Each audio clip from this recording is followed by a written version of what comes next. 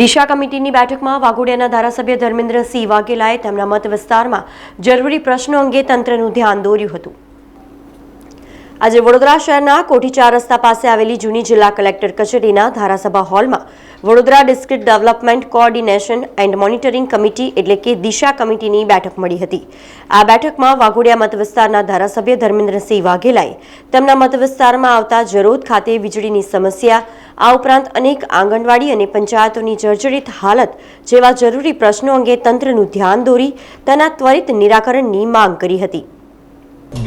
મારા વાઘોડિયાના જરોદની આખી પટ્ટી ઉપર લાઇટોના ખૂબ મોટા પ્રશ્નો હતા। વારંવાર લાઇટો જવાથી ગ્રામજનોનો સખત રજૂઆતના કારણે આજે દિશા કમિટીની અંદર આ લોકોને મારા જે પ્રશ્નની અંદર છે કે ભાઈ આ અમારા વિસ્તારની અંદર જે લાઇટો વારંવાર જતી હોય અને ત્યાં તંત્ર કામ કરવા પહોંચતું નથી, એટલે જલ્દીથી એ લોકોનો કાયમી નિરાકરણ આવે ને વાઘોડિયાના જરોદ ખાતે જે લાઇટો વારંવાર જાય છે એના બદલે રેગ્યુલર લાઇટ મળી રહે, લોકોના વિસ્તારને તકલીફ ના પડે। વાઘોડિયા ડિસ્ટ્રિક્ટની અંદર ઘણી બધી આંગણવાડીઓ જર્જરિત છે, તો એનું નવીનીકરણ માટે વહેલામાં વહેલી તકે કામ ચાલુ થાય। પંચાયતો પણ ઘણી બધી વાઘોડિયા તાલુકાની છે કે જેની અંદર બેસવાની પણ વ્યવસ્થા નથી અને જર્જરિત છે, તો એ પંચાયતોનું પણ નવીનીકરણ થાય। જે ગામોમાં ટ્રાન્સપોર્ટ વ્યવસ્થા માટે બસો નથી જતી તો એ બસો વહેલી તકે ચાલુ કરવી અને જે કંઈ વયવંદનાની અંદર અમારા વાઘોડિયા વડોદરા તાલુકાના લોકોને લાભ મળ્યો છે, જે બાકી રહી ગયા છે એ લોકોને વહેલામાં વહેલી તકે લાભ મળે એનું શું આયોજન છે, આ બધા પ્રશ્નો આજના મારા દિશા કમિટીની અંદર હતા। ચૂંટણીમાં કેટલાક તમારી સાથે રહેલા સમાજસેવકો હવે વાઘોડિયાના પ્રશ્નોને લઈને વિવાદો ઊભા કરી રહ્યા છે, કેનાલના પ્રશ્નોને લઈને એના બાબતે કોઈ રજૂઆત થઈ છે? ખરેખર એવું છે કે જે લોકોને ખબર ના હોય એ વિવાદ અને સસ્તી પ્રસિદ્ધિ લેવા માટેની આ બધી વાતો હોય છે।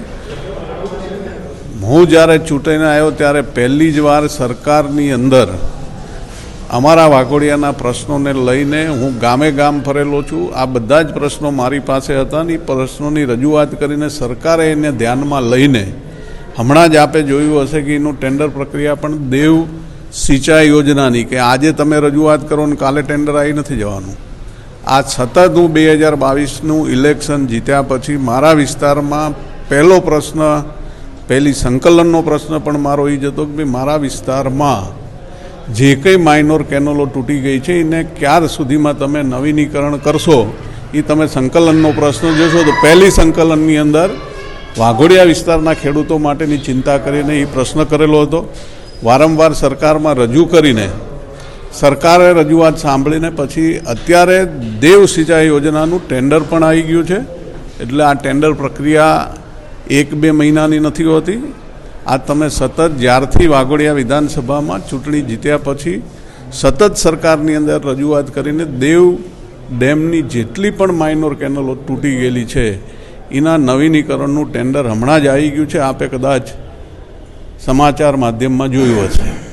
સમાચારોના સતત અપડેટ માટે TNN ન્યૂઝને YouTube પર સબસ્ક્રાઇબ કરી બેલ આઇકોન પ્રેસ કરો અને અમારી સાથે જોડાયેલા રહો Facebook, Instagram અને Twitter ઉપર।